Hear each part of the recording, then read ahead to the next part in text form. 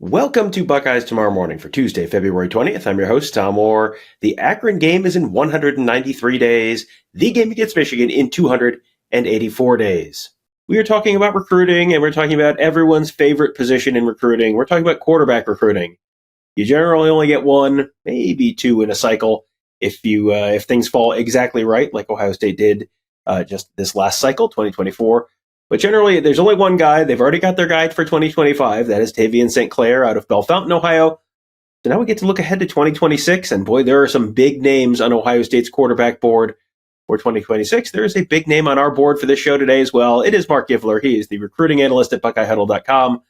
Mark, we got to start right at the top of the board with Jared Curtis. He is out of Tennessee, a name that Ohio State fans, I think, are probably at least a little bit familiar with at this point. And someone who felt like at one point, like, oh boy, he might be trending towards a commitment kind of soon. And then there was a big dramatic swing there, and it felt like, oh boy, they might be in trouble now. What is going on? What's the latest with Jared Curtis as the Days of Our Lives theme plays in the background here? Yeah, I think the latest news on Jared Curtis is relatively positive for Ohio State. I think there's going to be people who maybe don't look at it necessarily that way just because it looked like about a month ago they might be getting a commitment from Jared. But essentially, he was going to visit Ohio State and then visit Georgia and then decide. And I fully believe he was leaning toward Ohio State at that point. The Buckeyes have their staff shakeup, with head coaches not really being able to get on the road very often. And they're, kind of hard to talk to kids a couple of years early before they sign. Jared's best relationship was with Corey Dennis and not Ryan Day. He hadn't really had much of a chance to get to know Ryan Day yet. So Corey Dennis, we've seen kind of what's happened there. He gets demoted and then obviously finds a landing spot there in Utah. But so that I think spooked him a little bit. The Georgia visit, goes well. And it looks like maybe he's going to commit to Georgia because he was telling everyone he was going to commit right after those visits. Well, Ohio State has the Bill O'Brien thing happen. They end up getting Chip Kelly in there. And it's just been a little bit of a chaotic month for everybody. And I talked to Jared recently, and he said, look, I'm slowing down. I'm not committing soon. I'm going to take more visits. I want to be sure. Very mature decision because he could have just said, well, I said I was going to commit, so I need to commit. And he didn't do that. And now he's evaluating some of his other options, but continuing to really focus on Georgia and Ohio State as well. And he plans to get up for a spring practice here at some point in March or April. He'll be up. Is it safe to say if he was potentially going to commit that they were going to be willing to potentially accept that commitment? So therefore, am I correct in assuming he's probably top of the board for Ohio State in 2026 right now? Yeah, they absolutely would have taken him. He is now that Julian Lewis has reclassified to 2025, he is kind of the consensus number one quarterback in the country, and there's people who think he's the number one or two player in the country. So he's a big-time talent. He's like 6'3", 6'4", almost got a little bit of that like late bloomer to him where I don't think he fully focused on quarterback, kind of like it was as a little leaguer. I think he kind of transitioned to quarterback maybe later on in like middle school, early in high school. So he's kind of a little bit of a work in progress, but you watch his film and you're like, oh my God, that's Josh Allen. He's just a big athletic kid with an absolute howitzer. So he's a take for just about everybody right now, and certainly a guy they're going to continue to push for. All right. And a couple other names I did want to touch on because there's a couple guys that you just got to go watch in person at the Under Armour camp down in Florida. A couple other quarterback names to know wherever Jared Curtis ends up. The first is Will Griffin. He's out of Tampa Jesuit High School, and he, I believe, has an Ohio State offer, correct, for 2026? Yes, he does. He earned it at camp last summer, had a tremendous camp performance.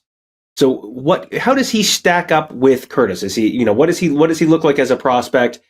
Is he dual threat guy? Ryan Day has talked about really wanting to have that mobility. Does he have the mobility? Does he have the arm strength? Does he have the accuracy? What did you see out of him when you were down in Orlando last week? Yeah, my second time getting to watch him throw, so I'm getting pretty good idea what he's all about. Built like a linebacker. He's just really sturdy, 6'3", 220. Looks like a linebacker. Just one of the most physically imposing quarterbacks that you'll see. And throws the ball about 150 miles an hour. He's got a great arm, just great zip, great spin on it. I thought he was really good on Sunday, was continuing to improve his accuracy, and this is a top 100 talent. I mean, he's a really good player. He's right in line with the type of talent they've recruited over the years, and he's another big name. Again, all the turmoil with the Ohio State offensive coaching staff, who's going to be quarterback's coach, who's going to be offensive coordinator. Now that there's some clarity there, I think they can move forward. And Griffin told me he also plans to come back for spring ball. He's looking forward to meeting Chip Kelly. I talked to all these guys we're going to talk about Chip Kelly, and Griffin was the one who kind of had the most to say about that. He seemed really eager to get up here and see what Chip Kelly's all about.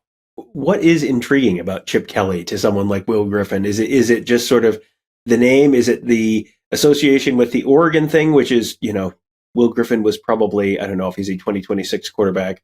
Don't make me do the math. Was he like 3 when Chip Kelly was starting the blur offense at Oregon? What is it that makes Chip Kelly, an appealing name for someone like that? Just his ability, he's always had high-powered offenses kind of wherever he's went. They've always been very friendly to the quarterback. Even if you look in the NFL, Nick Foles never in his life has played football as well as he played football his 1 year with Chip Kelly. We had 2 interceptions for an entire season. So whether it's been Foles or Marcus Mariota or Dennis Dixon, if you go back a little bit, he's coached several different types of quarterbacks, and they've all had a lot of success in his offense. So I think he's just looked at as a very savvy offensive mind who's going to put his guys in the best position to make plays, regardless of what their skill set is. Somehow I knew you'd get the Nick Foles thing in there. A very go birds to us, each and every one. Had to. Next up, Lake Mary's Noah Grubbs, another guy you got to see at camp, and this is someone who does not yet have the Ohio State offer, but you were talking about him as someone who could potentially be in the mix for 2026 for the Buckeyes as well. Yeah, so before Corey Dennis left, he had been down to Grubbs' school at Lake Mary 3 or 4 times. So he had been checking on him quite a bit. That was a guy who had really picked up some interest here, especially this winter. So now maybe a little bit of a reset button there. He said he wants to get up and visit in the spring as well.